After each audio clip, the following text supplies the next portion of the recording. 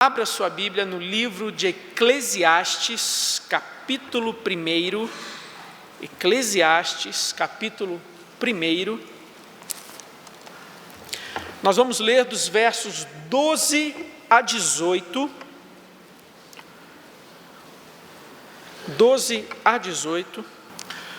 Eclesiastes, capítulo 1, verso 12 a 18, a palavra de Deus diz assim: ouça com atenção a leitura da palavra de Deus. Eu, o pregador, venho sendo rei de Israel em Jerusalém, e apliquei o coração a esquadrinhar e a informar-me com sabedoria de tudo quanto sucede debaixo do céu. Este enfadonho trabalho impôs Deus aos filhos dos homens para nele os afligir.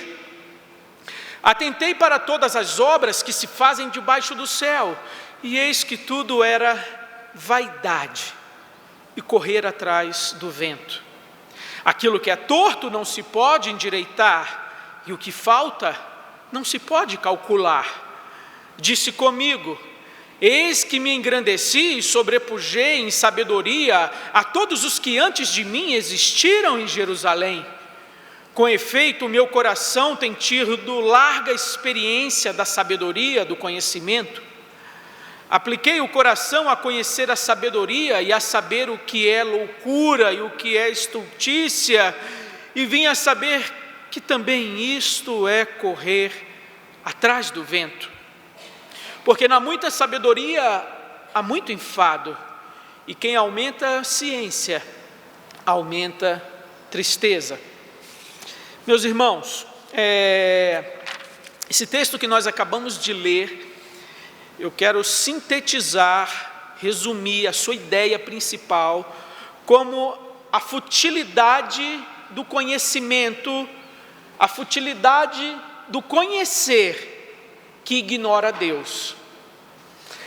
O quão vazio é a pessoa ser tão cheio de conhecimento, tão cheio de títulos, tão cheio de reconhecimentos acadêmicos,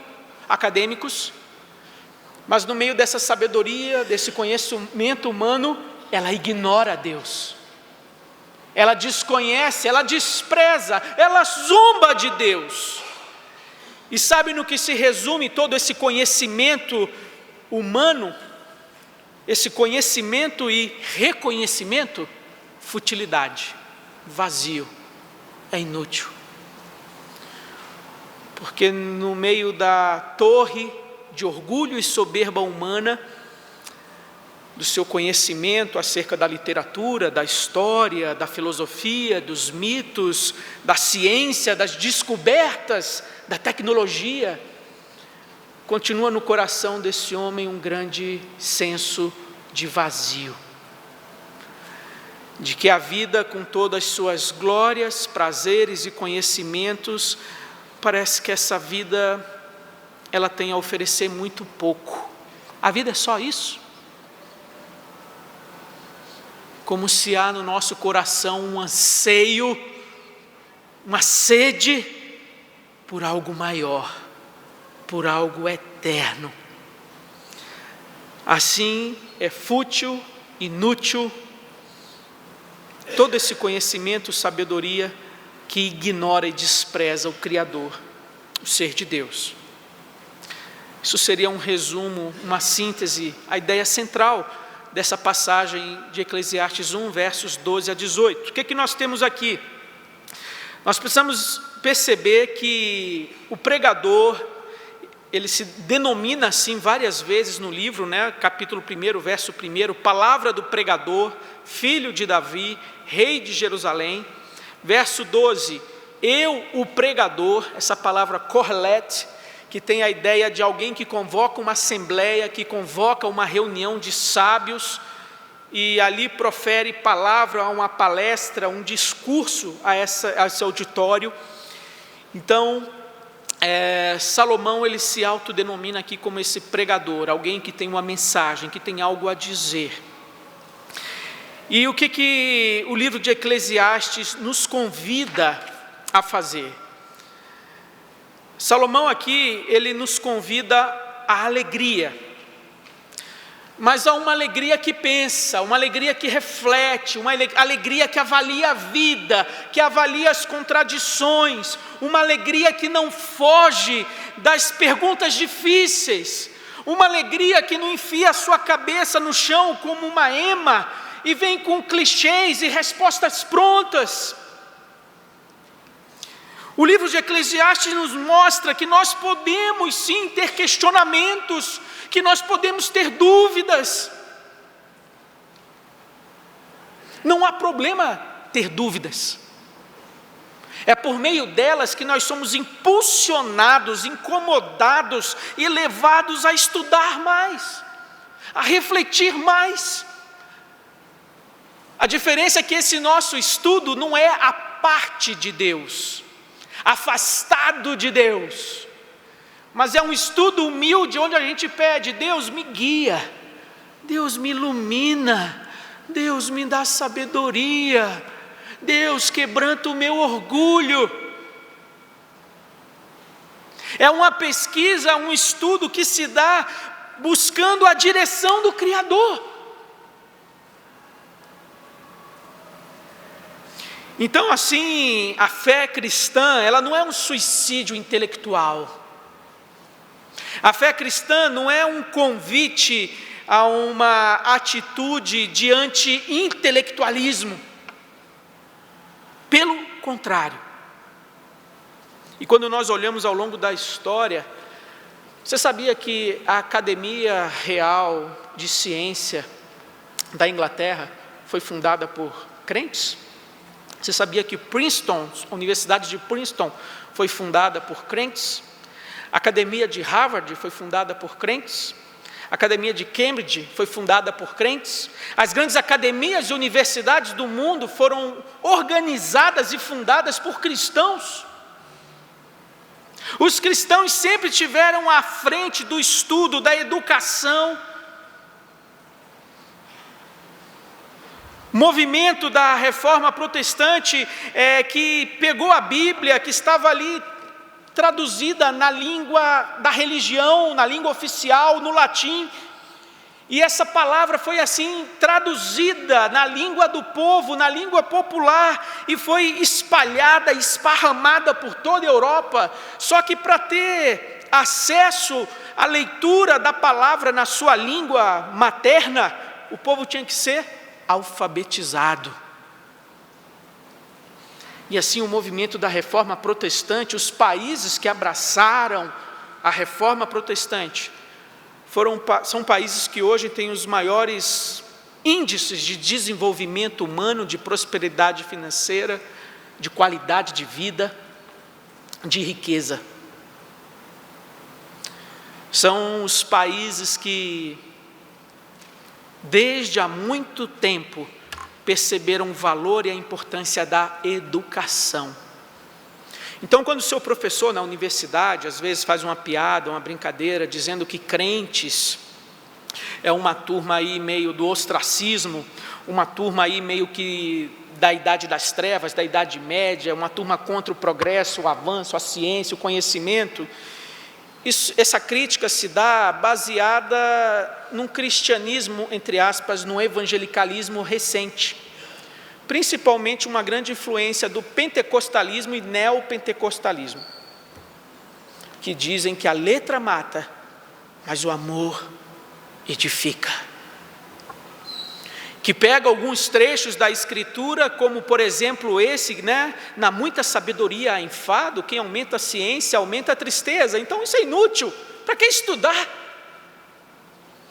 Para que se aprofundar no conhecimento?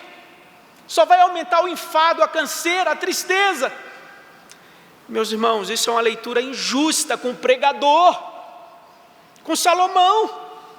Não é isso que Eclesiastes nos orienta.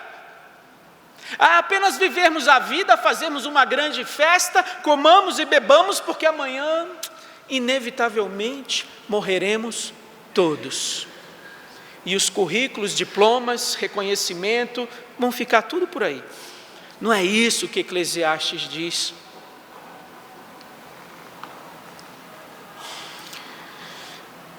Salomão nos convida a meditar, a refletir, mas há uma reflexão que não nos leva ao desespero, não nos leva à angústia, não nos leva à depressão, por mais que alguns possam colocar esse rótulo em Eclesiastes, que livro pessimista, que livro depressivo.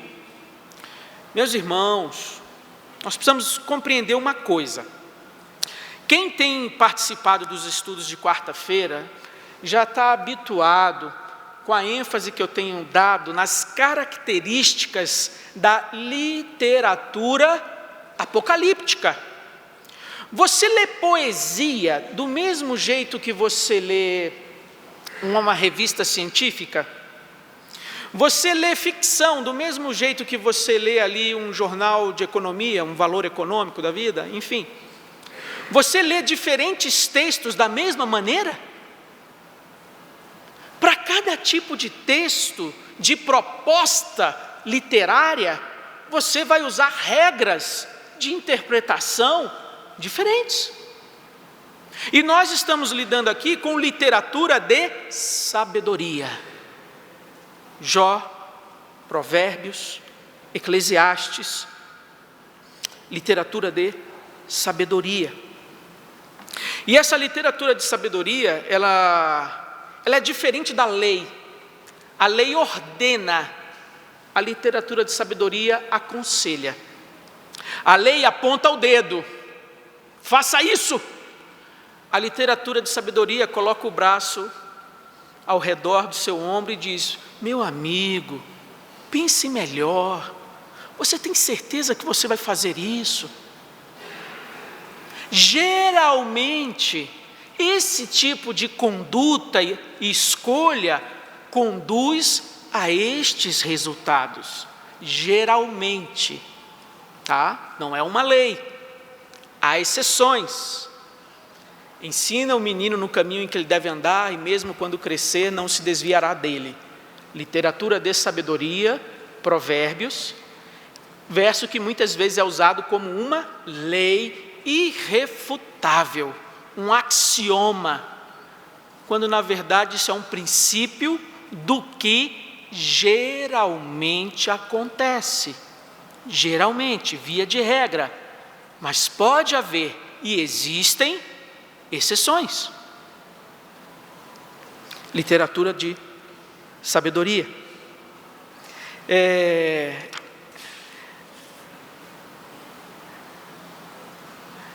Sabe o que Eclesiastes poderia ser considerado? Um excelente comentário dos resultados de Gênesis 3. O que nós temos em Gênesis 3? A queda. Nós temos ali a criação de Deus, que ele diz que tudo era bom, muito bom, aprovado, perfeito, e aquilo foi então corrompido, deturpado pela entrada do pecado, foi manchado. E Eclesiastes, nessa avaliação da vida que Salomão faz, nós temos aqui uma bela e correta explanação do que esse mundo se tornou, do que a vida debaixo do sol. O que é esse refrão que vai ser repetido várias vezes? Debaixo do sol. É a vida nessa terra. Lá no salmo que nós lemos hoje, né, Salmo 115, mencionou que a terra deu eles aos viventes. Essa terra aqui, esse mundo aqui. Eclesiastes faz essa descrição, comenta o que a vida humana se tornou após o pecado. E aí você diz: pastor, mas esse livro é pessimista, negativo, ele não gera esperança. Onde já se viu um crente fazer as afirmações que ele faz? Meu irmão, quando você faz essa avaliação, essa leitura de Eclesiastes, você está sendo injusto. Porque você faz essa avaliação à luz do Novo Testamento, à luz do Calvário, à luz de toda a revelação posterior que Deus nos deu. Revelação essa que o autor aqui de Eclesiastes, ele não tinha. Ele não sabia ao certo como iria se dar a promessa de redenção que foi mencionada no capítulo 3 de Gênesis, que o descendente da mulher haveria de pisar a cabeça da serpente. Salomão não tinha ainda um detalhamento de como isso se daria, de como Deus iria renovar, restaurar, refazer, trazer ordem, encanto, beleza a essa criação. Isso significa então que Eclesiastes é contraditório com o restante da Bíblia? Isso significa que Eclesiastes não deveria estar aqui? De forma alguma, de maneira alguma, não há contradição. A gente apenas tem que ler Eclesiastes dentro de um fluxo maior e entender a contribuição que ele dá ao conjunto da revelação. Esse tipo de literatura aqui, ele não depende tanto da história de Israel, como geralmente literatura profética. Você pega Ezequiel, Jeremias, Isaías, aquela literatura profética, ela é dependente, ela está relacionada com a história de Israel. O que Israel está vivendo, os pecados, a disciplina, a punição. Eclesiastes e Provérbios não. Ele tem um apelo mais universal. Você sabia que em alguns países, a sociedade bíblica de alguns países publica e disponibiliza, distribui o livro de Provérbios separado da Bíblia? Assim como a gente vê os Gideões distribuindo os Novos Testamentos e Salmos, né? Tem algumas sociedades bíblicas que, como estratégia de evangelismo, distribui apenas Provérbios. Porque esse tipo de literatura realiza uma ponte de contato com a sabedoria humana, com os questionamentos humanos, com os anseios humanos. Isso que Salomão está colocando aqui, meus irmãos, essas perguntas, esses questionamentos, essa aparente frustração, são questionamentos e perguntas que todo ser humano faz, quando ele para pensar e refletir no valor da vida, no final da vida. Ele vai perguntar: o que adiantou? O que eu ganhei? O que eu vou levar? A vida é uma peregrinação entre dois estágios de nudez, diz John Stott. 2 estágios de nudez: nascimento e a morte. E a vida é essa peregrinação. Então perceba que os questionamentos que Salomão faz aqui são os questionamentos que os filósofos, pensadores, poetas têm feito. Quantas músicas foram escritas registrando perguntas, questionamentos e anseios do coração humano? Quantas peças de teatro, quantos livros de filósofos. Então perceba como Eclesiastes vem se conectar, dialogar com anseios, questões, conflitos e perguntas que a humanidade faz. A diferença é que Eclesiastes, Salomão, o pregador, ele não apenas faz as perguntas e deixa elas soltas no ar, mas diante daquilo que ele dispunha até o momento de revelação de Deus, de conhecimento do propósito de Deus, ele está dizendo como que o seguinte: meu irmão, mesmo que não tenhamos todas as respostas, mesmo que algumas perguntas permaneçam suspensas, é mais seguro, prudente e sábio nós seguirmos no temor do Senhor, nós confiarmos que Deus tem uma resposta para tudo isso que está aí. Entende?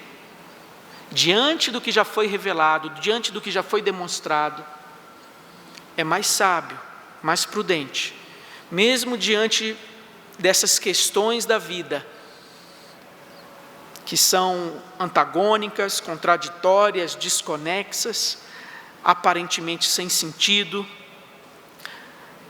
é mais sábio nós caminharmos com as nossas limitações, com as nossas perguntas, mas caminharmos em humildade e temor a Deus.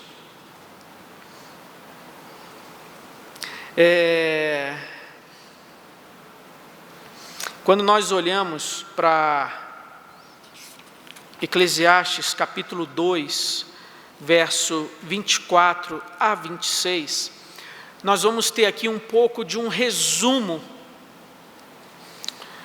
como que uma das formas que Salomão vai nos dar um princípio, um argumento que nos ajuda na leitura de todo o livro.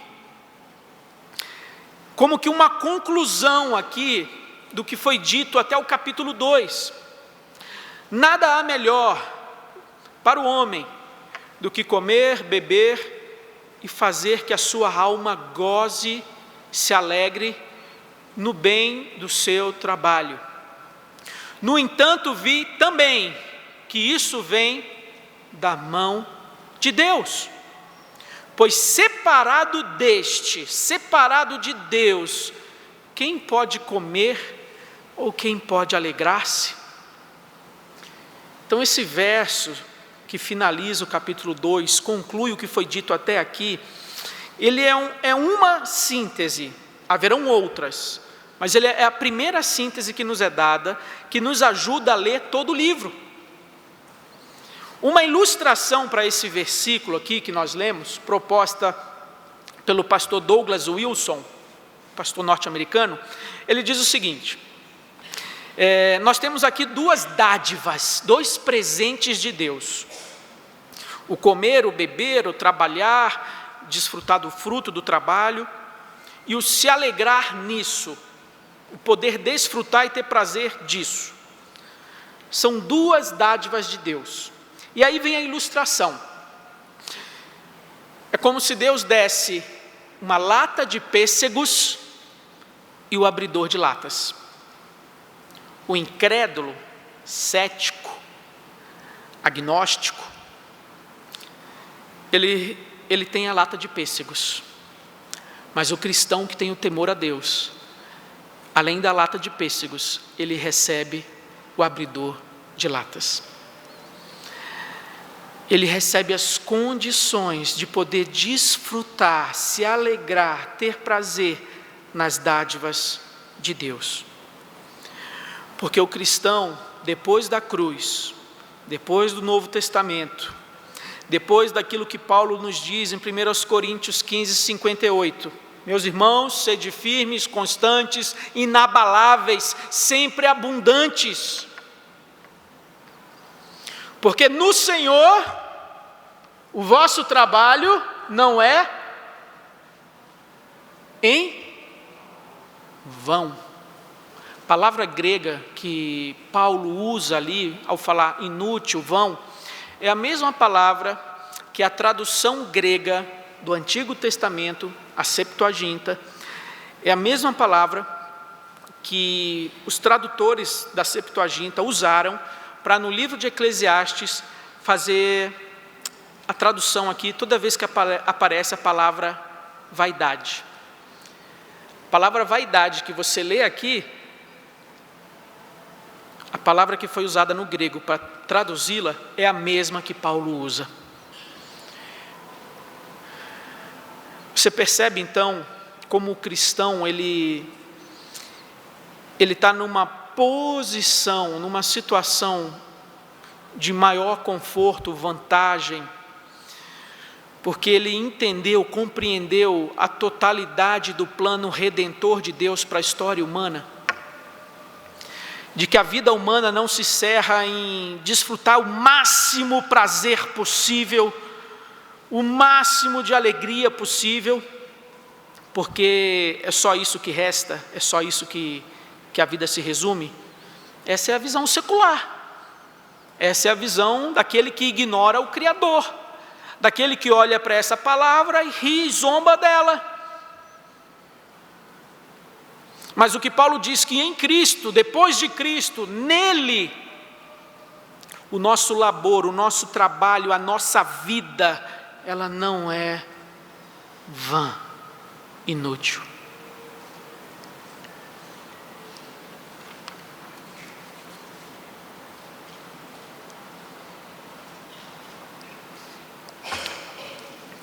Eclesiastes, assim, eu comentei, é uma verdadeira exposição do que é essa vida depois do pecado, depois da queda. Você quer saber o que esse mundo se tornou depois da queda, depois do pecado? Leia Eclesiastes, está aqui. Aqui nós temos anseios, perguntas e questionamentos e aflições, e sabe aonde esses anseios, questionamentos e aflições nos conduzem? Para o Calvário, para Cristo. Ali Deus responde a todos os anseios. Em Cristo Deus responde a todos esses questionamentos. O que é a vida? Qual o valor da vida? De que adianta acordar cedo, trabalhar, se fadigar e chegar em casa cansado e ter ali as demandas, dilemas da casa, do lar, da família? No final do mês receber aquela renda, aquele rendimento, e isso se repete mês após mês, até chegar o momento em que você vai tirar ali alguns dias de férias, e você, a grande maioria, sempre tem o desejo de colocar os seus pés na areia, na água do mar, contemplar o horizonte, poder ver o nascer do sol, o pôr do sol, e comer ali daqueles frutos do mar, né? E olhar para o céu azul. Desfrute, vai passar rápido. Já já você volta para bater o seu cartão, ou passar apenas o seu cartão no leitor ali. E tudo recomeça. As faculdades, os professores com as disciplinas, entregando ali, né, as ementas, dos resumos que você vai ter que fazer, os trabalhos em grupo, as provas, leituras, né? Ao chegar das suas férias, o seu supervisor vai dizer das mudanças que aconteceram no setor, que você agora está numa outra sessão, sua nova carga horária vai ser essa, que, enfim, né? o que tem de trabalho para você para essa nova etapa. Meus irmãos, a vida não é só isso. A vida é muito mais do que isso. Hoje pela manhã, quando o pastor Jefferson falou sobre o trabalho, perceba como o Novo Testamento responde a tantos questionamentos que são colocados aqui em Eclesiastes.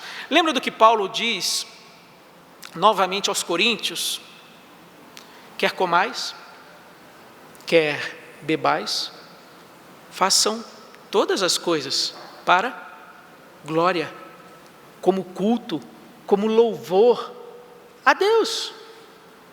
Aí quando o autor de Eclesiastes diz aqui, né, que proveito tem o trabalhador naquilo em que ele se afadiga, Eclesiastes 3:9, quando noutra parte vai dizer, uma pessoa vai lá, cava um poço, outro vem e tampa. Vamos trazer para a nossa realidade? Você vai e constrói uma casa. Lá na frente você morreu, seus filhos venderam aquela casa, dividiram entre eles, e quem comprou falou, essa casa é bonita, gostei do desenho, mas aqui vai ter uma ótima padaria, aqui eu vou fazer, sabe, enfim, um pet shop, eu vou derrubar essa casa, vou levantar aqui lojas comerciais. Você levantou a casa, outro veio e derrubou. E aí o autor de Eclesiastes diz, está vendo, tudo é inútil, de que adianta? E o Novo Testamento vem e nos diz que você levantou a casa, que abrigou a sua família, que abrigou os seus filhos, com o resultado do seu trabalho. Aquela casa ali, você agradeceu a Deus por ela. A igreja muitas vezes se reuniu nela para cultuar e louvar a Deus. E durante o tempo que aquela casa teve em pé, ela cumpriu um propósito, ela abençoou a sua família. Pouco importa se anos depois alguém derrubou e fez ali uma padaria ou um pet shop. Quer comais, quer bebais, façamos tudo para a glória de Deus. Um pouco dessa questão aqui desse conflito de Salomão, parece que tem a ver com um desejo dele de ter o seu nome perpetuado, né? Um desejo de ser grande, um desejo dele estar meio revoltado em cair no esquecimento. E olha que ele nem caiu, estamos falando dele aqui hoje, quantos anos depois, né? No esquecimento vai cair o meu nome. Um dia meu nome não será mais pronunciado. Um dia meus bisnetos não vão saber mais o nome Eu sei o nome do meu avô. Eu não sei o nome do meu bisavô. E talvez poucas pessoas saibam o nome dele. Ele morreu mesmo. Ele caiu no esquecimento, né?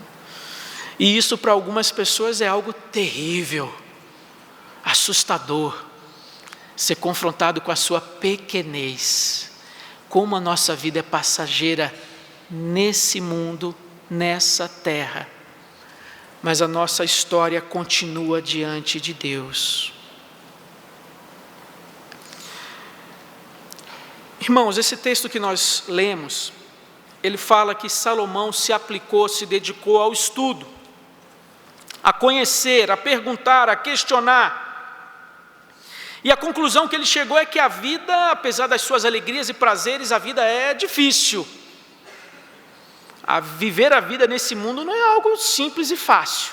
Se você acha difícil hoje, naquela época,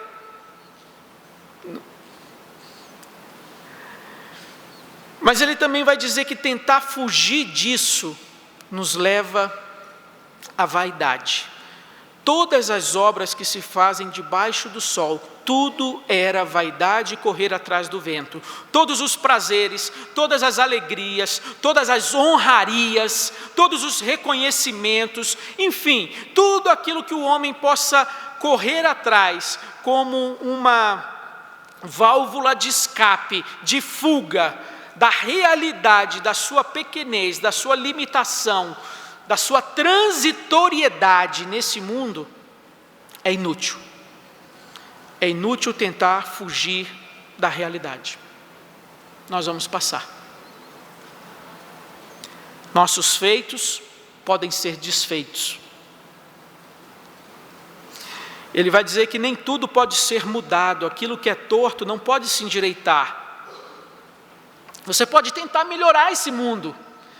Quando chega o Novo Testamento, nós somos ali encorajados a viver a vida cristã, a viver a vocação, a viver os anos que Deus nos der sobre essa terra, debaixo do sol, a fazer isso para a glória dEle e para a honra dEle, de forma que as nossas boas obras sejam vistas pelos homens, não para a nossa glória, mas para que o nome de Deus seja glorificado.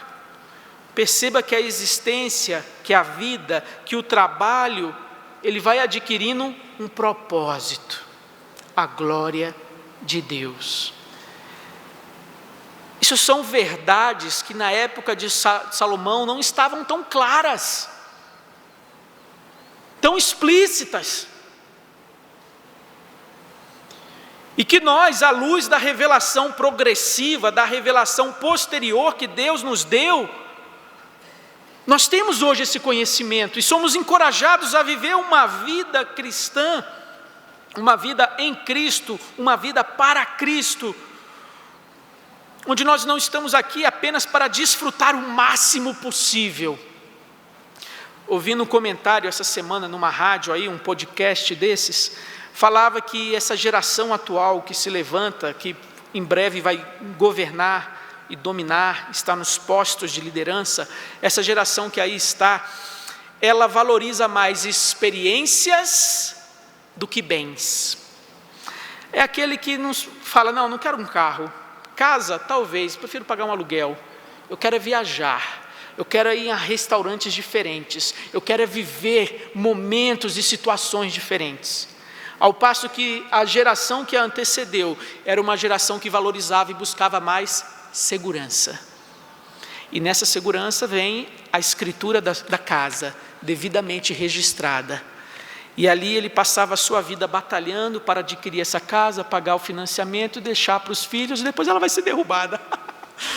Talvez, seja derrubada. Mas essa geração hoje em dia, ela quer experiência. E ela quer hoje, aqui, agora. A geração anterior entendia o seguinte: olha, quando eu me aposentar, a vida vai ficar mais tranquila. Os meninos vão estar criados, e eles que criem os netos, por favor. E eu vou viver a vida com a patroa, né? Eu vou descansar, tal. Então postergava para o futuro as experiências.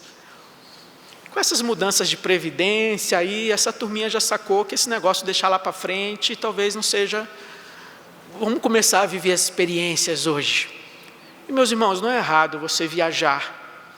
Não é errado você fazer uma opção de que as suas economias vão ser direcionadas para uma viagem, para um curso que você quer fazer, enfim, um tempo que você quer morar no exterior e ter uma experiência cultural. Isso não é pecado, não é errado.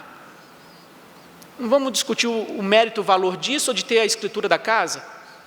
Mas sabe o que eu falo para você, jovem, adolescente, que vive nessa época de transição de comportamento, de conceitos e valores, onde as pessoas, de uma maneira ainda mais acentuada, estão preocupadas com aqui, agora, hoje, nesse momento instantâneo e experiências. É que você viva essas experiências debaixo do temor do Senhor, sem se esquecer do Senhor, pensando que a vida com Deus é algo que você pode se preocupar, se importar, quando chegar nos seus 60 anos. Quando chegar nos 60, 70, eu vou procurar uma igreja, eu vou pedir perdão dos meus pecados, das besteiras que eu fiz, vou começar a me preparar para encontrar-me com Deus, né? A Bíblia não fala, prepara-te para encontrares com teu Deus? Bem, quando eu chegar nos 60, 70, eu vou começar a fazer isso. Alguns pensam assim. Eu já ouvi jovem e adolescente falar isso. A religião não é algo que me preocupa, me importa, que eu penso muito agora. Mais para frente. Jovem adolescente que frequenta a igreja presbiteriana. Aí eu pergunto para você, vem cá. E por um acaso você tem controle, domínio, certeza de alguma coisa do amanhã para saber quando que você vai se encontrar com Deus? Quem falou para você que você vai se encontrar com Deus aos 95, aos 105? Quem falou isso para você? Eu não sei se eu vou estar domingo que vem no almoço aqui na igreja. Hoje à tarde eu fui surpreendido com a notícia da morte da Fernanda Young, escritora, roteirista, criadora de peças de teatro, enfim, dessa área aí das artes, Fernanda Young. E ela ontem estava na chácara da família, com seu marido, com quem ela é casada há 20 anos, com seus filhos, e ela desde a infância sofria de asma. E ontem ela teve uma crise aguda, foi socorrida, levada rapidamente para um hospital, em 25 minutos, mas ela teve paradas cardíacas em decorrência de uma crise de asma. E assim uma mulher saudável, jovem, cheia de planos e projetos, ela começou seu sábado na chácara, ouvindo os pássaros, ouvindo o sol, rindo, brincando com a família, mas ela terminou o sábado dela numa sala fria de um hospital. Cuidado, jovem, adolescente, adulto, que acha que hoje é o dia de viver experiências, curtir a vida, os prazeres, e lá na frente a gente resolve e acerta essas coisas de se preparar para uma vida com Deus. A gente não tem controle de nada. A vida não está nas nossas mãos. Novamente o Novo Testamento. Nós podemos fazer planos, mas nós devemos dizer, se o Senhor permitir, faremos isso ou aquilo. Revelação posterior de Tiago. O que isso nos ensina? A vida é transitória, nós somos pequenos. Menos. Seja mais humilde. Não é porque o homem pisou na lua, Não é porque o homem está planejando a sua próxima expedição, retorno à Lua, não é porque o homem tem visto tanto progresso tecnológico, científico. Isso não significa que nós somos deuses eternos. Nós continuamos uma estrutura de carbono, de oxigênio, de outros elementos químicos, que para poder viver dependem da graça, da vontade, da misericórdia de Deus. Porque se Ele fizer isso aqui, simplesmente eu caio aqui, sem vida. Sou pequeno, sou limitado.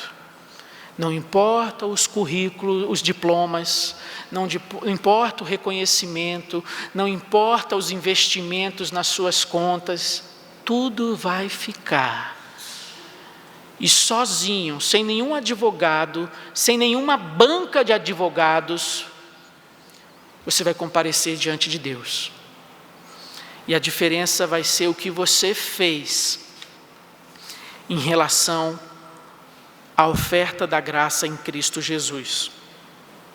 E para finalizar, eu quero fazer a última referência, os últimos versículos que eu quero apontar aqui, é que o autor de Eclesiastes, no capítulo 8, verso 14,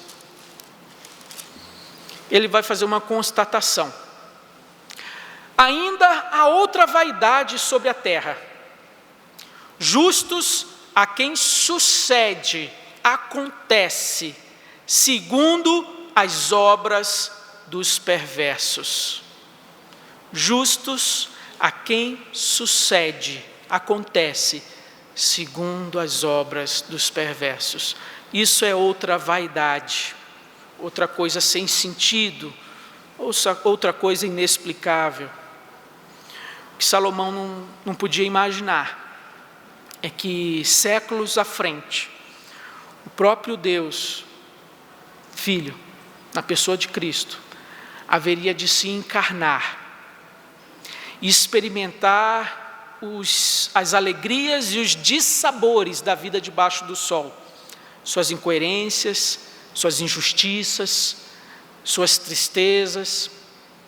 O próprio Deus encarnado haveria de vivenciar isso. E ele haveria de experimentar como justo e inocente a culpa dos perversos e culpados.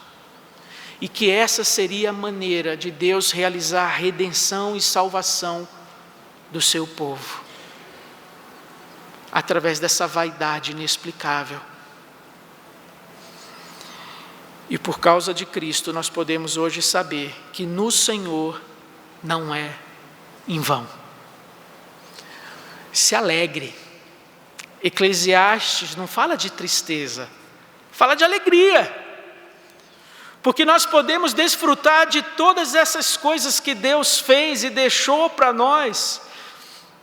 Aquela areia branquinha, aquela água quentinha, aquele céu azul, aquela água de coco gelada, aquele camarão generoso. Você pode desfrutar de tudo isso. Deus fez, Deus deixou para que você se alegre, mas para que você dê a glória a Ele. Para que você fale: Deus, obrigado por essa oportunidade. Obrigado porque o Senhor ainda não me consumiu no meu pecado, na dureza do meu coração. Obrigado porque o Senhor me deu condições e possibilidade de desfrutar disso. Obrigado. E que eu possa louvar e engrandecer o Teu nome. Seja na água mineral, seja numa praia paradisíaca do Mediterrâneo, seja com recursos parcos, sejam com lucros prósperos dos seus investimentos. Entende? Quando no coração há o temor a Deus, há a compreensão de que tudo vem dEle, nós nos alegramos na lata de pêssegos e no abridor de latas que Deus nos deu. Nós podemos nos alegrar até o limite das nossas forças. Viver cada minuto, viver cada segundo para a glória dEle. Nós não precisamos ficar naquele existencialismo nihilista, fatalista, sem esperança. Tudo é vaidade, a vida é inútil. E assim muitos desses filósofos que chegaram a essa conclusão morreram mortes miseráveis. Mas nós não precisamos, porque nós temos a palavra de Deus, que nos mostra como vai terminar essa história. Novos céus, nova terra. O Cordeiro de Deus os apacentará e enxugará dos seus olhos toda lágrima. Lá não mais haverão vaidades, injustiças, morte.